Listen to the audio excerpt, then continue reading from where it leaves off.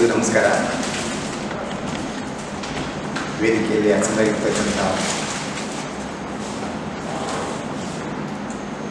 ನನಗೆ ತುಂಬ ಖುಷಿ ಆಗುತ್ತೆ ಹೇಳ್ಕೊಳ್ಳೋಕ್ಕೆ. ಯಾಕಂದರೆ ಬೆಟ್ಟದ ನೆಲ್ಲಿಕಾಯಿ, ಸಮುದ್ರದ ಉಪ್ಪು, ಎತ್ತರಿಂದೆತ್ತ ಸಂಬಂಧವಯ್ಯ ಅಂತ ಒಂದು ಮಾತಿದೆ. ಸರ್, ಈ ಒಂದು ಸ್ಪರ್ಧಾತ್ಮಕ ಯುಗದಲ್ಲಿ ಬೇಕಾಗಿರ್ತಕ್ಕಂಥದ್ದು ಒಂದು ಕ್ವಶನ್ ಪೇಪರ್ ಬಂದ ತಕ್ಷಣವೇ ಅವ್ರಿಗೆ ಪ್ರಪೋದ ಬೇಕಾಗಿರ್ತಕ್ಕಂಥ ಒಂದು ಕಾನ್ಫಿಡೆನ್ಸ್ ಯಾವಾಗ ಬರ್ತದೆ?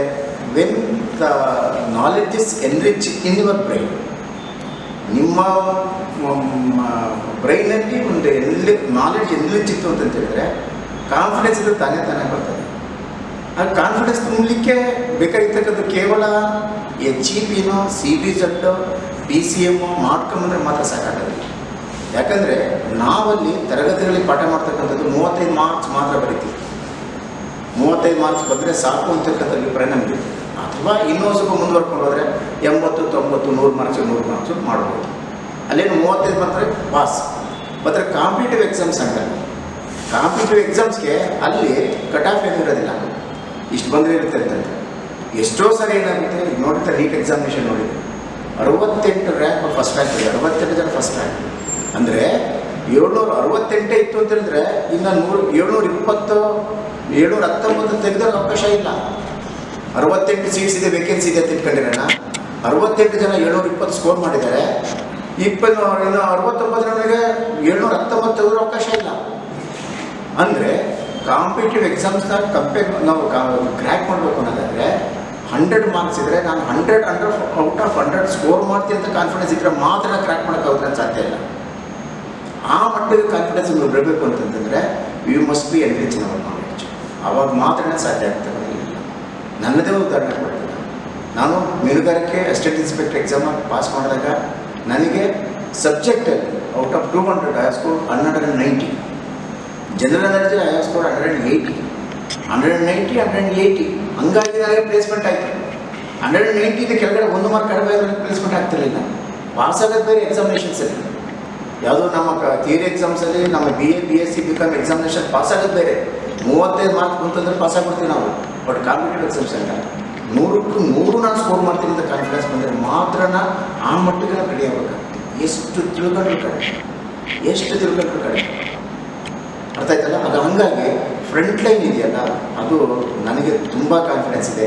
ಇವತ್ತು ನೀವು ಸಂಖ್ಯೆ 4 ಜನ ಅಥವಾ 5 ಜನ 6 ಜನ ಇರ್ಬೋದು, ಆದರೆ ನೀವು ಮೋಟಿವೇಟ್ ಮಾಡಿ ಒಂದಷ್ಟು ಜನ ಸೇರಿಸಿದರೆ ನನಗೆ ತುಂಬ ಖುಷಿ ಇದೆ. ಯಾಕಂದರೆ ಸಾಹೇಬರು ನಾನು ಮೊದಲೇ ಹೇಳಿದೆ ನಿಮಗೆ, ಅಷ್ಟು ಮುತುವರ್ಜಿ ತಗೊಂಡು ಫ್ರಂಟ್ ಲೈನ್ ಒಂದು ಎಮಿನೆಂಟು ಬೇರೆ ಕಡೆಯಾಗೆ ಬೇರೆ ಈ ಪ್ರಾಂತ್ಯದ ಮಕ್ಕಳಿಗೆ, ಅದು ಚಿಕ್ಕಬಳ್ಳಾಪುರ ಇರ್ಬೋದು, ದೇವನಹಳ್ಳಿ ಇರ್ಬೋದು, ಅಥವಾ ದೊಡ್ಡಬಳ್ಳಾಪುರ ಇರ್ಬೋದು, ಎಲ್ಲರೂ ಈಗ ಇದಕ್ಕೆ ವಿಜಯನಗರಕ್ಕೆ ಹೋಗ್ಬೇಕು.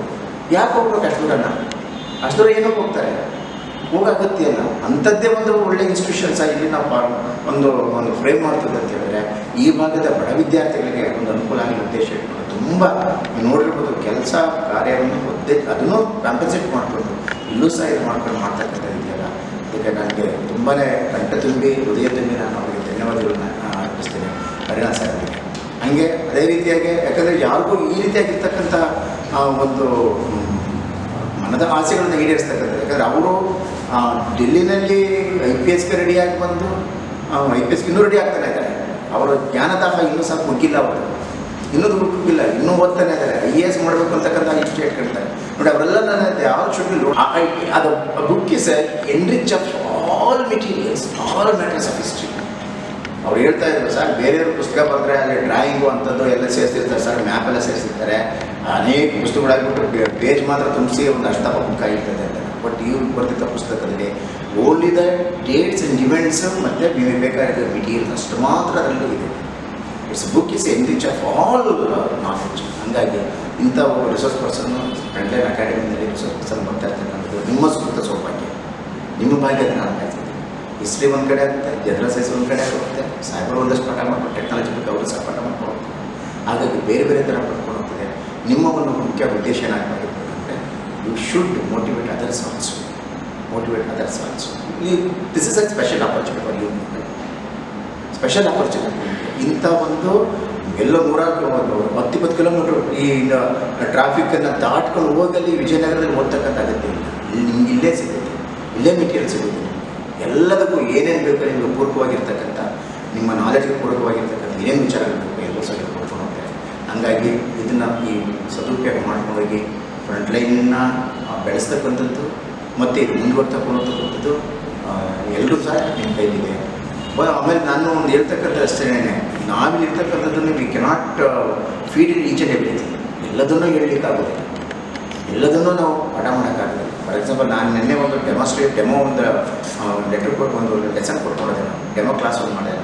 ಡೆಮೋ ಕ್ಲಾಸ್ನಲ್ಲಿ ಸೆಲ್ ಅಂತ ತೆಗೆದುಕೊಂಡ್ರೆ I can teach 2 to 3 hours about the sell it cell ಅಂತ ಬಂದಾಗ ಅಂದರೆ ಯಾವ ಆ್ಯಂಗಲೇ ಬೇಕು ನೀವು ಪ್ರಶ್ನೆ ಕೇಳ್ಬೋದು. IPS ಲೆವೆಲ್ಗೆ IAS ಲೆವೆಲ್ಗೆ ಬಂದಾಗ ಅರ್ಥ ಆಯ್ತಲ್ಲ. ಹಾಗೆ ನಮ್ಮ ಜೊತೆಯಲ್ಲಿ ನೀವು ಸಹ ಅಧ್ಯಯನ ಇದೆಯಲ್ಲ ತುಂಬ ಮುಖ್ಯ.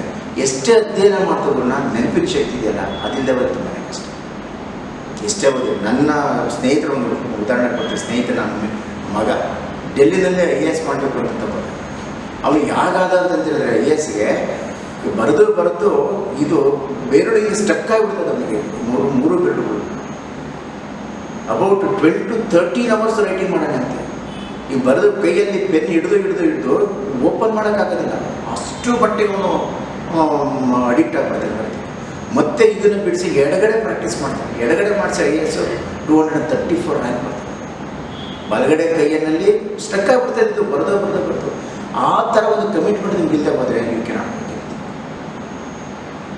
ಏನೋ ಮುಂದೆ ಹೊಂದ್ಕೊಂಡೆ ಓದೆ ಆ ಮಟ್ಟಕ್ಕೆ ಏನಾದರೂ ನೀವು ಬಂತು ಅಂತ ಹೇಳಿದರೆ ರಿಯಲಿ ಬೇಸ್ಟ್ ಆಗುತ್ತೆ. You should have determination. I should crack. ನೋಡಿ, ನಮಗೆ ನಿಜ ಹೇಳ್ತಾ ಇದ್ದೀನಲ್ಲ, ಈ ಮಟ್ಟದ ಒಂದು ಮೋಟಿವೇಶನ್ ಸಿಕ್ಕಿದ್ರೆ ನಂದು IAS ಪ್ರಿಲಿಮ್ಸ್ ಆಗಿದೆ. But I could not proceed with IAS mains because of economic status, because of economic crisis. Then days ಅಲ್ಲಿ ಅವಾಗ ನಮಗೆ ₹2 ಕೊಡ್ತಕ್ಕಂಥವ್ರು ಯೋಗ್ಯತೆ ನಮಗೆ ಇರಲಿಲ್ಲ. ಬಟ್ ಇನ್ನು ನಂಗೆ ಆಗೋದಿಲ್ಲ. ಇವಾಗ parents are well rich, they are good enough. ಏನು ಅಕಸ್ಮಾತ್ ಪುಸ್ತಕ ತೆಗೆದುಕೊಡ್ತಕ್ಕಂಥದ್ದು ಒಂದು ಸಾಮರ್ಥ್ಯ ನಿಮ್ಮ ಪೇರೆಂಟ್ಸ್ಗಳಿಗೆ, ಬಟ್ ನಮ್ಗೆ ಖಂಡಿತ ಇರಲಿಲ್ಲ. ಆ ರೀತಿಯಾಗಿರ್ತಕ್ಕಂಥ ಮೋಟಿವೇಶನ್ ನಮಗೆ ಕೊಟ್ಟಿದ್ದಾರೆ. ಗುಡ್ ಆಫ್ಟರ್ನೂನ್ ಏನು ಬೇಕಾದ್ರೂ ಆಗ್ತಾ ಇದ್ದಾರೆ ನಾವು ಎಲ್ಲ ಹಂಗಿಲ್ಲ. ಅಷ್ಟು ಶ್ರಮ ಬಿಟ್ಟು ಓದ್ಕೊಂಡು ಓದಿ ಫರ್ಗೆಟಿಂಗ್ ವಾಟ್ ಈಸ್ ರಿಮೆಂಬರೆನ್ಸ್ ಅಂದ್ರೇನು, ಫರ್ಗೆಟಿಂಗ್ ಅಂದರೆ ಮರಗು ಅಂದ್ರೇನು, ನೆನಪಿಟ್ಕೊಳ್ಳೋದು. ಯಾವುದೇ ಒಂದು ವಿಚಾರಗಳು ಕ್ರಮಬದ್ಧವಾಗಿ ಜೋಡಣೆ ಆದಾಗ we call it as remembrance. Any materials, any matters, if they arrange the systematic matter, ಒಂದು ತಾಳಬದ್ಧವಾಗಿ ಒಂದು ಲಯಬದ್ಧವಾಗಿ ಜೋಡ್ಕೊಂಡು ಹೋದಾಗ ಅವನ್ನ ನಾವು ರೊಟ್ಟಿ ಜೋಡಿಸ್ದಂಗೆ, ಚಪಾತಿ ಜೋಡಿಸ್ದಂಗೆ ಒಂದರಿಂದ ಜೋಡಿಸ್ಕೊಂಡಿದ್ರೆ ಮೇಲಿಂದ ನಾವು ತಕ್ಕೊಂಬರ್ಬೋದು. ನೆನಪು ಗೋಜು ಅದರ ಮೆಟೀರಿಯಲ್ ಮ್ಯಾಟರ್ಸು ಅದಕ್ಕೆ ಏನಾದರೂ ಬೇಕು ಕಾಡ್ಸ ಫರ್ಗೆಟಿಂಗ್ ಅಂತ. ಹಂಗಾಗಿ ವಿಷಯ ಗೋಜು ಮಾಡ್ಕೊಂಡು ಸಿಸ್ಟಮೆಟಿಕ್ ಸ್ಟಡಿ ಮಾಡ್ಕೊಂಡು ಹೋಯ್ತು ಅಂತಂದರೆ ಯು ಕ್ಯಾನ್ ಕ್ರ್ಯಾಕ್. ಒಂದು ಕ್ರ್ಯಾಕ್ ಮಾಡಿ SDC ಆಗಿರಲಿ, FTC ಆಗಿರಲಿ. ನನ್ನೊಬ್ಬ ಸ್ನೇಹಿತರು ರೋಹಿತ್ ಅಂತಂದೇಳಿ, ಅವನು military commando IPS Kate pass ಮಾಡಿ ಡೆಹ್ರಾಡೂನಲ್ಲಿ ಕೋಚಿಂಗ್ ಟ್ರೈನಿಂಗ್ ಮುಗಿಸಿ ಇವಾಗ ಕೋಬ್ರಾ ಸುಮಾರಿಗೆ ಜಾರ್ಖಂಡ್ಗೆ ಸೆಲೆಕ್ಷನ್ ಆಗಿದೆ. ಅವನು ಸೆಲೆಕ್ಷನ್ ಆದಮೇಲೆ ಇವಾಗ ಯಾವುದೋ STC ಹೆಲ್ತ್ ಸೆಂಟ್ರಲ್ಲಿ ಹೆಲ್ತ್ ಡಿಪಾರ್ಟ್ಮೆಂಟ್ FDC ಬರ್ತಿದಂತೆ, ಅದು ಬಂದಿದೆ ಇವಾಗ FDCಗೆ. ಮತ್ತು ಇನ್ನೊಂದು ಯಾವುದೋ ಹೆಲ್ತ್ ಇನ್ಸ್ಪೆಕ್ಟರ್ ಬರ್ತಿದಂತೆ, ಅದು ಸಹ ಬಂದಿದೆ. ಒಂದು ಕ್ರ್ಯಾಕ್ ಮಾಡಿದರೆ ಮಿಕ್ಕಿದೆಲ್ಲೂ ಸಹ ಈಸಿ ಆಗುತ್ತೆ. ಹಾಗಾಗಿ ಅಧ್ಯಯನ ಸ್ಟಡಿ ಬಿಟ್ಟರೆ don't divert your self from the track of the study. ಒಂಚೂರು ಡೈವರ್ಟ್ ಆಯಿತು ಅಂತ ಹೇಳಿದ್ರೆ ಖಂಡಿತ ಸಾಧ್ಯ ಆಗುತ್ತೆ. ಅಷ್ಟೇ ಏಜ್ ಭಾರ ಹೋಗಿರ್ತದೆ, ತುಂಬಾ ಕಷ್ಟ ಆಗುತ್ತೆ. ಹ್ಯಾವ್ ವೆರಿ ಸ್ಮಾಲ್ ಏಜ್, ಅಂದರೆ 19-20 ವರ್ಷದಲ್ಲಿ ಆಸ್ಪಾಸಲ್ಲಿ it's a right time to study. Concentrate towards study aspect. ಬೇರೆ ನೇನು ಸಹ ಇಟ್ಕೊಳ್ಳೋದು, ಓದು ಒಂದು ಗ್ರೂಪ್ ಮಾಡ್ಕೊಳ್ಳಿ, ಬಂದ್ಬಿಡ್ತದೆ ನಿಮ್ಗೆ. ಅದು ಲೈಕ್ ಮೈಂಡೆಡ್ ಓದ್ತಕ್ಕಂಥ ಒಂದು ಗ್ರೂಪಾಗಿ ನೀವು ಮಾಡ್ಕೊಂಡ್ಬಿಡ್ತು ಅಂತ ಹೇಳಿದ್ರೆ ಏನು ಓದಿದೆಯಾ, ಏನು ಮಾಡಬೇಕು ಅಂತ ಬಂದ್ಬಿಡ್ತದೆ. ಅಂಥದ್ದೆಲ್ಲ ಮಾರೇಗೌಡ ಸಾಹೇಬರು ಮತ್ತು ಇವರು ಹರಿನಾಥ್ ಸಾಹೇಬ್ರಿಗೆ ಫೇಮಸ್. ಅದು ಗ್ರೂಪ್ ಮಾಡಿಕೊಂಡು ಆ ಗ್ರೂಪ್ನಲ್ಲಿ ನಿಮಗೆ ಸ್ಟಡಿ ಬಿಟ್ಟರೆ ಬೇರೆ ಏನೂ ಸಹ ಬರ್ಕೊಡ್ತು ನಿಮ್ಮ ಮನಸ್ಸಿಗೆ. ಬೇರೆ ಏನೂ ಸಹ ಇರ್ಬಾರ್ದು. ಯಾವ ಯೋಚನೆ ಬೇಡ. ಯಾವ ಯೋಚನೆ, ಫ್ಯಾಮಿಲಿ ಬಿಡಿ, ಅಪ್ಪ ಅಮ್ಮ ಇರ್ತಾರೆ, ಅಪ್ಪ ಅಮ್ಮ ಇರ್ತಾರೆ, ನೋಡ್ಕೊಂಡು ಬರ್ತಾರೆ. ನಿಮ್ಮದು ಒಂದು ಗೇಮು, ಇಂಥದ್ದು ನಾನು ಮಾಡಬೇಕು, ಇಂಥದ್ದು ಕಡೆ ಎಕ್ಸಾಮ್ ಇದೆ, ನಾನು ಸ್ಟಡಿ ಮಾಡಬೇಕು. 1 or 2 ಎಕ್ಸಾಮ್ಸ್ ತೆಗೆದುಕೊಳ್ಳಿ, ನಿಮ್ಗೆ ಗೊತ್ತಾಗುತ್ತೆ ಅಂಡರ್ಸ್ಟ್ಯಾಂಡಿಂಗ್ ಲೆವೆಲ್ಲಿ. ನನ್ನ ಮಕ್ಕಳಿಗೋದ್ರೆ ಹೇಳೋದು 1 or 2 ಎಕ್ಸಾಮ್ ಮಾಡು, ನೀನು ಏನು ಸ್ಕೋರಿಗೂ ನಿಮ್ಗೆ ಗೊತ್ತಾಗ್ಬಿಡ್ತದೆ. ಎಷ್ಟು ಕ್ವಶನ್ ನೀನು ಅಟೆಂಡ್ ಮಾಡಬಲ್ಲೆ, ಎಷ್ಟು ಕ್ವಶನ್ ನಾನು ಬಿಟ್ಟಿದ್ದೀನಿ ಅಂತಕ್ಕಂಥ ನಿಮ್ಗೆ ಅದು ಗೊತ್ತಾಗುತ್ತೆ. ಆಗ ನೀನು ಯಾವ ಮಟ್ಟಕ್ಕೆ ನೀನು ಸ್ಟಡಿ ಮಾಡಬೇಕು ಅನ್ನೋದು ಗೊತ್ತಾಗುತ್ತೆ ಅಂತಕ್ಕಂಥ ನಾನು ಹೇಳ್ತಾ ಇದ್ದೀನಿ. ಹೀಗಾಗಿ ಯಾವ ಎಕ್ಸಾಂಪಲ್ ತೆಗೆದುಕೊಳ್ತಾರೆ ಕಾಂಪಿಟೇಟಿವ್ ಎಕ್ಸಾಮ್ಸ್. ನಾನು ಮಧ್ಯೆ ಹೇಳ್ದಂಗೆ ಪಾಸಿಂಗ್ ಅಲ್ಲ, ಇಲ್ಲಿ 35 ಮಾರ್ಕ್ಸಲ್ಲಿ ಬೇಕಾಗಿರ್ತಕ್ಕಂಥದ್ದು 100 ಔಟ್ ಆಫ್ ನಾನು ಸ್ಕೋರ್ ಮಾಡ್ತೀನಿ ಅಂತ ಕಾನ್ಫಿಡೆನ್ಸ್ ಇದ್ದರೆ ಮಾತ್ರ. ನನ್ನ ಫ್ರೆಂಡ್ ಒಬ್ಬ ಗಂಗರಾಜು ಅಂತಂತೇಳಿ ಹಿಸ್ಟ್ರಿ ಲೆಕ್ಚರರ್, ಅವನಿಗೆ 0.1 ಮಾರ್ಕಲ್ಲಿ ಅಸೋಸಿಯೇಟ್ ಅಸಿಸ್ಟೆಂಟ್ ಪ್ರೊಫೆಸರ್ದು ಪೋಸ್ಟ್ ಮಿಸ್ ಆಗುತ್ತೆ. 0.1 ಮಾರ್ಕ್ ಇದೆ. ಎಷ್ಟು ಬೇಸರ ಆಗಿರುತ್ತೆ. ಏಜ್ ಬರ ಆಯಿತು. ಇವಾಗ ಒಂದು ಬೆಲ್ಲದ ಕಾಫಿ TRD ಮಾಡ್ಕೊಂಡು ದುಡ್ಡು ಅದಕ್ಕಿಂತ ಜಾಸ್ತಿ ದುಡ್ಡನ್ನು ಮಾಡ್ತಾಯಿದ್ದಾರೆ. ಅಲ್ಲಿ ಅರ್ಥ ಮಾಡ್ಕೋಬೇಕು. 0.1 ಅಂತಂದರೆ 1 ಅಥವಾ 2 ಪ್ರಶ್ನೆ ಇನ್ನೊಬ್ಬ ಹೆಚ್ಚಿಗೆ ಮಾಡಿರ್ತಾರೆ ಅಷ್ಟೇ. 1 ಅಥವಾ 2 ಪ್ರಶ್ನೆ ನಾವು ಜಾಸ್ತಿ ಉತ್ತರ ಬರೆದಿರ್ತಾರೆ. ಇವನು 0.1 ಮಾರ್ಕಿಂದ ನಾವು ಅಸೋಸಿಯೇಟ್ ಪ್ರೊಫೆಸರ್ ಅಸಿಸ್ಟೆಂಟ್ ಪ್ರೊಫೆಸರ್ ಹುದ್ದೆನ ಹೋಯಿತು ಅಂತ ಹೇಳಿದರೆ ಪಾಸಿಂಗಲ್ಲಿ ಬೇಕಾಗಿರ್ತದೆ ಸ್ಕೋರಿಂಗ್. ಹಾಗಾಗಿ ಎಷ್ಟು ಓದಿದ್ರು ಕಡಿಮೆ ಆಗಿರ್ತದೆ. ಅಲ್ಲಿ ಡೆಸ್ಪರೇಟ್ ಆಗಬೇಕಾಗಿಲ್ಲ. ಸ್ಟಡಿ ಮಾಡಬೇಕು, ಓದಬೇಕು. ಇಲ್ಲಿ ಇಟ್ಕೋಬೇಕು. ಮರಿಬಾರ್ದು. ಓದಿರ್ತಕ್ಕಂಥ ಮಾತ್ರ ಏನು ಪ್ರಯೋಜನ ಬರೋದಿಲ್ಲ. ಕೂಲಾಗಿ ಓದ್ಕೊಂಡು ಅಷ್ಟೇ ಸೀರಿಯಸ್ ಆಗಿ ತೆಗೆದುಕೊಂಡು ಓದ್ಕೊಂಡು. ಹಾಗಾಗಿ ನನಗೆ I wish all the best of you for your future. ತುಂಬ ಒಳ್ಳೆಯದಾಗಲಿ. ದೇವರು ನಿಮಗೆಲ್ಲ ಒಳ್ಳೇದು ಮಾಡಲಿ. ಮುಂದಿನ ದಿವಸಗಳು ನಿಮಗೆ ನಮ್ಮ ಅಕಾಡೆಮಿಯಿಂದ ನನ್ನ ಪ್ರೀತಿಯಿಂದ ಹೇಳ್ತಾ ಇದ್ದೀನಿ, ಹೆಮ್ಮೆಯಿಂದ ಹೇಳ್ತಾ ಇದ್ದೀನಿ, ಗರ್ವದಿಂದ ಹೇಳ್ತಾ ಇದ್ದೀನಿ. ಯಾಕಂದರೆ ಸುಮಾರು 4-5 ತಿಂಗಳಿಂದ ನನಗೆ struggling to the frame skeleton to this front line IAS academy. ಹಾಗಾಗಿ ಇದು ಸಕ್ಸಸ್ ಆಗಲಿ ಅಂತ ಹಾರೈಸಿ ಸಾಹೇಬರಿಗೆ ವಿಶಸ್ ಹೇಳ್ತೀನಿ, ಹಾಗೆ ಮರೆಗೂಡಿಗೆ ವಿಶಸ್ ಹೇಳ್ತೀನಿ. ಇಲ್ಲಿ ಸ್ಟಾಫ್ ಇರ್ತಕ್ಕಂಥ ಎಲ್ಲರಿಗೂ ಸಹ ವಿಶಸ್ ಹೇಳಿ, ನಿಮಗೂ ಸಹ ವಿಶಸ್ ಹೇಳಿ ಅವಕಾಶ ಕೊಟ್ಟಿದ್ದಕ್ಕಾಗಿ ಮಾತಾಡ್ತೀನಿ. ನಮಸ್ಕಾರ, ಧನ್ಯವಾದಗಳು.